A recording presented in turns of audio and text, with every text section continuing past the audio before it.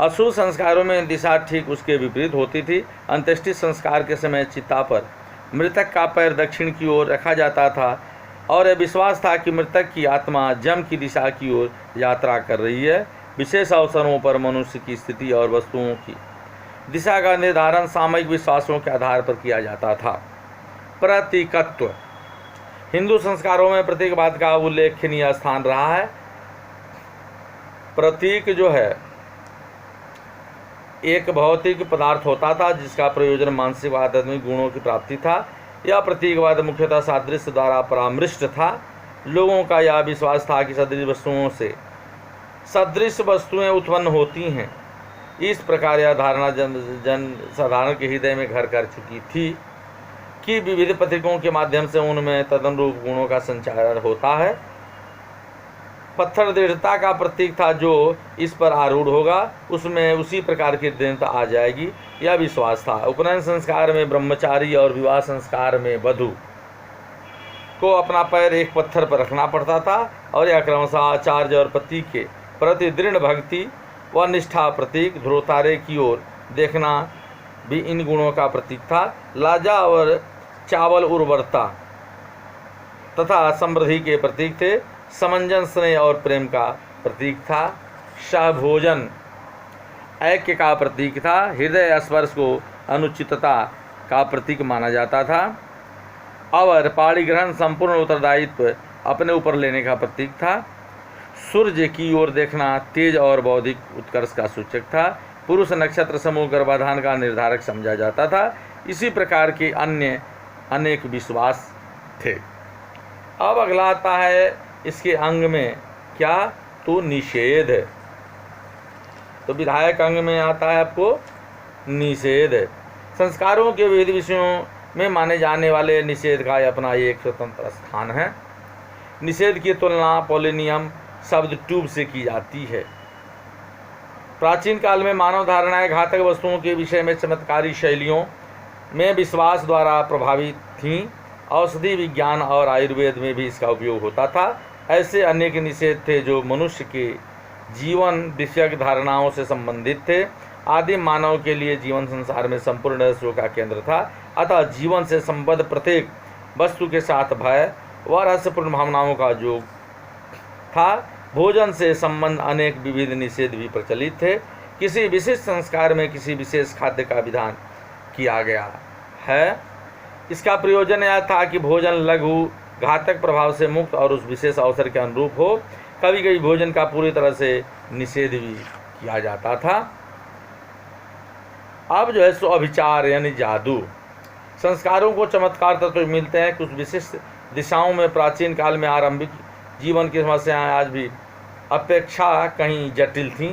उनके समाधान के लिए अनवरत सावधानी, गंभीर पर्यवेक्षण तथा सतत क्रियाशील अपेक्षित थी। जैसा कि ऊपर कहा जा चुका है, अविचार की यह पद्धति घटनाओं के क्रम और प्रकृति तथा मनुष्य के अनुकरण पर आधारित है। अथर्ववेद में ऐसे अनेक चमत्कारों का विस्तृत वर्णन है जिनका विनियोग कौशिक ने अपने सूत्रों में विविध संस्कारों के लिए किया है।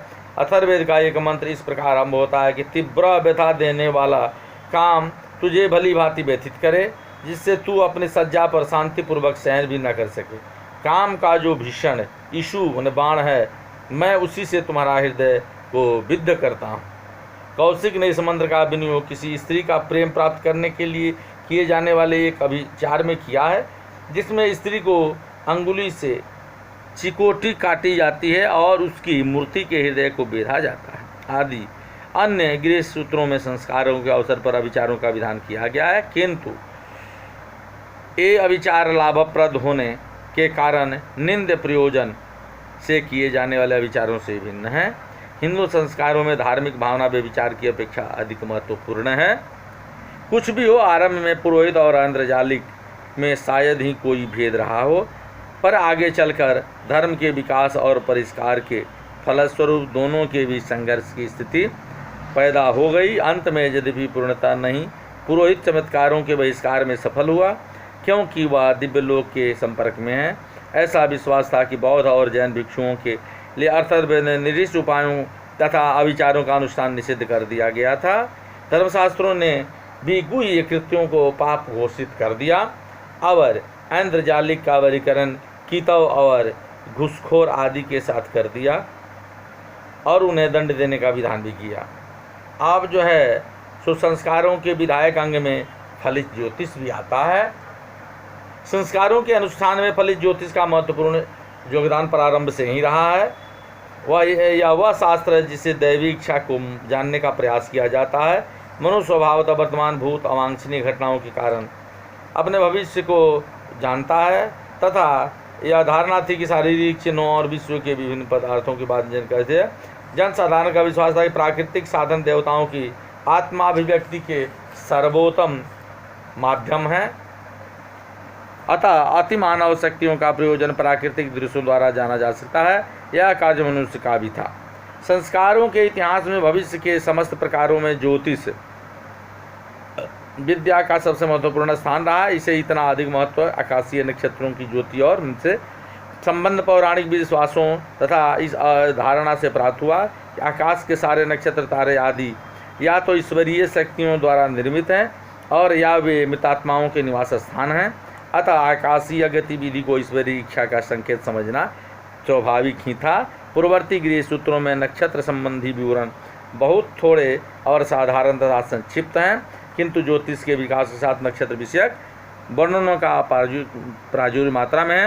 अन्नप्राशन के पश्चात बालक के समक्ष प्रस्तुत वस्तुओं से उनकी जीविका का निश्चय किया जाता था। अन्य संस्कारों में भी ऐसे उपायों का आश्रय लिया जाता था। अब जो सांस्कृतिक तत्व, अब भाई हमारे संस्कारों के विधायक अंग में सांस्कृतिक तत्व कैसे सहयोगी हैं। ऊपरी वर्णित धार्मिक विश्वासों, विधानों और तत्संबंधी नियमों के साथ साथ संस्कारों में सामाजिक प्रथाओं और चलनों तथा प्रचलनों, विद्या, आचार, स्वास्थ्य, औषध आदि विषयक नियमों का समावेश था। प्राचीन काल में जीवन के विभिन्न क्षेत्र एक दूसरे से पृथक नहीं थे।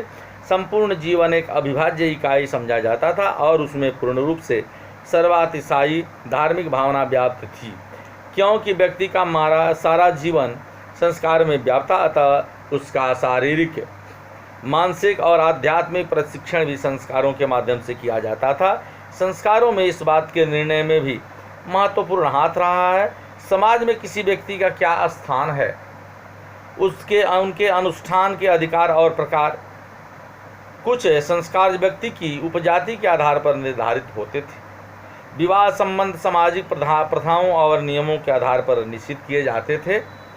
वर और वधू के चुनाव, सहवास, गर्भावस्था और बच्चों के पालन पोषण के विषय में प्रजनन विद्या तथा जातीय शुद्धि के नियमों का पालन किया जाता था। कृतचूड बालक, ब्रह्मचारी, स्नातक और गारस्थ जीवन का नियमन तत्कालिक आचार शास्त्रीय नियमों के द्वारा किया जाता था। जीवन की रक्षा केवल भूत प्रेतों और पिशाचों से ही नहीं, अपितु रोगों तथा ऐसी ही अन्य दुर्घटनाओं से भी स्वास्थ्य, भोजन और औषध के संबंध में निर्धारित नियमों को किया जाता था। स्त्रियों के मासिक धर्म, प्रसव और उसके पश्चात निर्दिष्ट दिनों तथा सूतिका गृह में रहने, परिवार के किसी भी या किसी की मृत्यु तथा अन्य अवसरों पर स्वास्थ्य संबंधी नियमों का कठोरता से पालन किया जाता था। सामान्य तत्व संस्कारों में अनेक सामान्य तत्व, अब इसके अंग जो हैं संस्कारों के विधायक अंग में सामान्य तत्व भी हैं।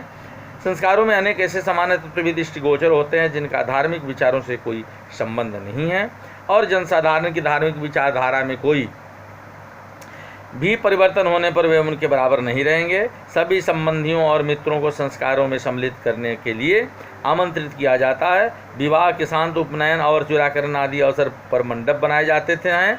पल्लवों, पत्तों और फूलों आदि से सजावट कर संस्कार व्यक्ति को उपयुक्त वेशभूषा से अलंकृत कर हर्ष और उल्लास प्रकट किया जाता था। समावर्तन संस्कार के समय स्नातक को वस्त्र, माला, दंड तथा गारस्थ जीवन के लिए उपयोगी अन्य वस्तुएं भेंट दी जाती थीं।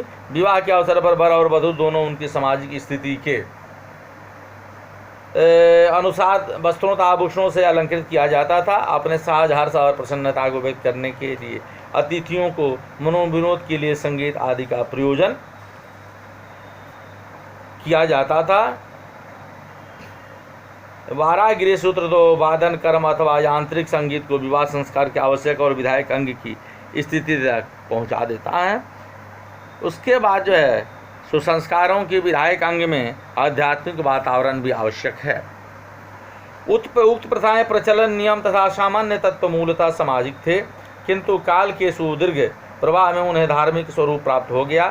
संस्कार का संपूर्ण वातावरण धार्मिक और आध्यात्मिक भावों की सुरभि में सुवासित रहता था। संस्कार के लिए बनाए हुए मंडप में बैठकर संस्कार व्यक्ति अपने आप को आनंदित, उच्च भावनाओं से ओतप्रोत और शुद्ध तथा पवित्र होने का अनुभव करने लगता था। तो आज हम लोग हिंदू संस्कार में संस्कारों के विधायक अंग के बारे में विचार विमर्श किए और फिर हम लोग अगले दिन इसके अगले विषय वस्तु पर विचार विमर्श करेंगे। धन्यवाद। जय हिंद, जय भारत। मैं अपनी वाणी को विराम देता हूँ।